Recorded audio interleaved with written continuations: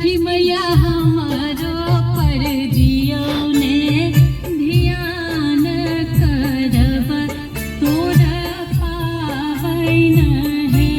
छठी मैया हमारो पर दियो ने ध्यान करब तोरा पावन है।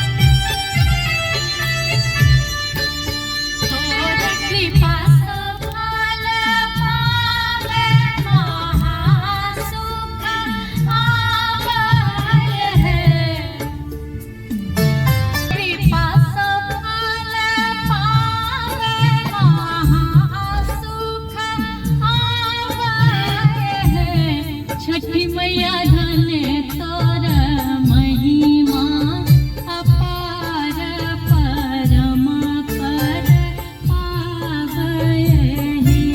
छठी मैया हमारो पर दियो ने ध्यान करब तोरा पावन है।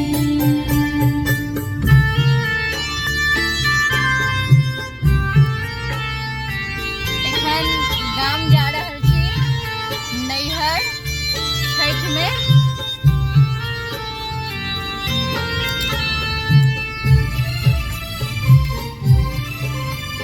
सब गोटे के छठ महापर्व के बहुत बहुत शुभकामना। छठ माता के कृपा सब लोगन पर बनल रहे।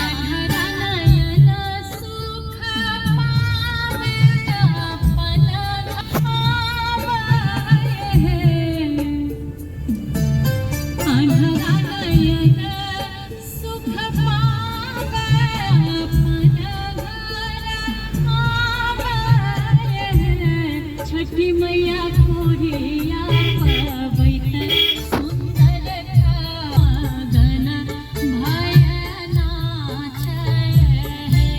छठी मैया हमारो पर दियो ने ध्यान महासुख है। तोरे कृपा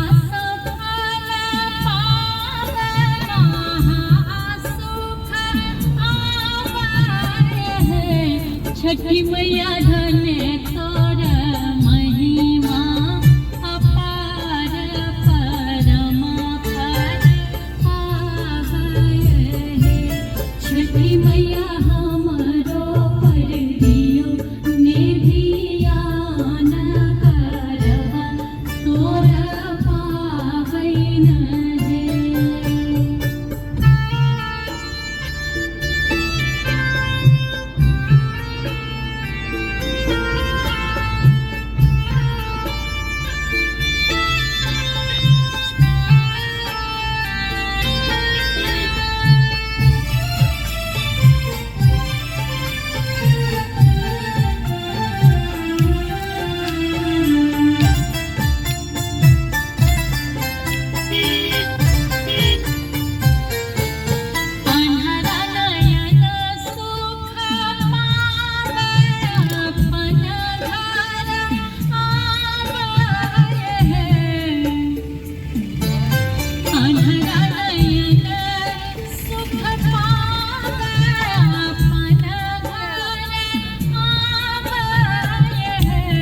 छठी मैया कोरिया पवैत सुंदर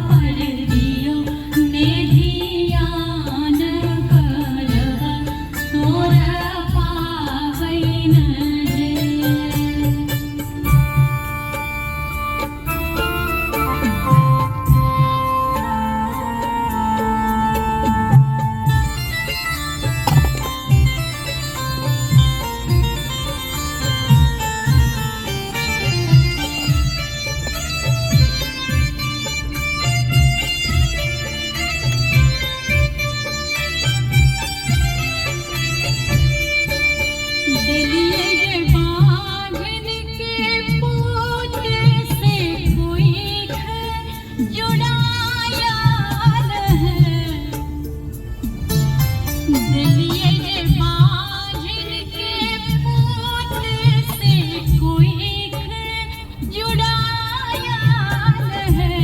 छठी मैया हर सीत भय ओ बांझिन नटुआ नचाया है। छठी मैया हमरो पर दियो ने ध्यान करब तोर पावैन है।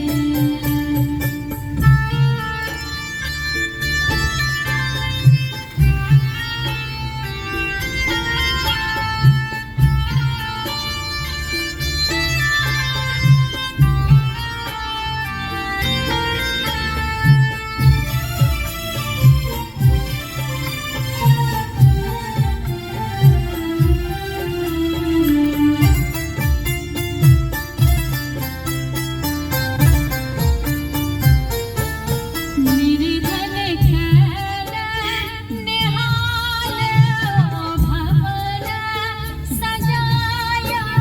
अही स्कूल में हम प्राइमरी में पढ़ने छी, 1 से लेकर 5 तक। देख लियो यो, ई छै कुट्टी, हमरा गाम के कुट्टी, मनपौर के कुट्टी। जय श्री राधे। नित ध्यान अहाँ के लगावय है। छठी मैया हमरो पर दियो दुर्गा मंदिर, मनपौर दुर्गा मंदिर। तोर पावैन है। एतऽ बहुत भव्य दुर्गा पूजा होइ छै। महारानी जगत के स्वामी है। जय जय छठ। पहुँच गेलहुँ अपन नैहर मनपौर।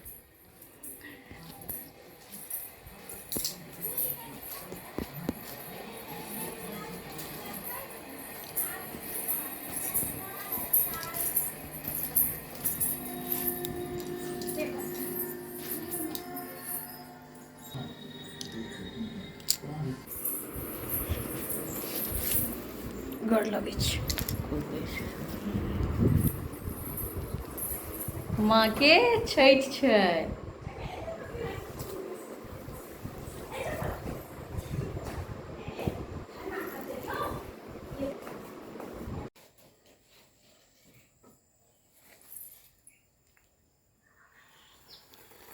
नैहर के पहिल चाय हैया, सासुर में बड़ा मानदान होइया।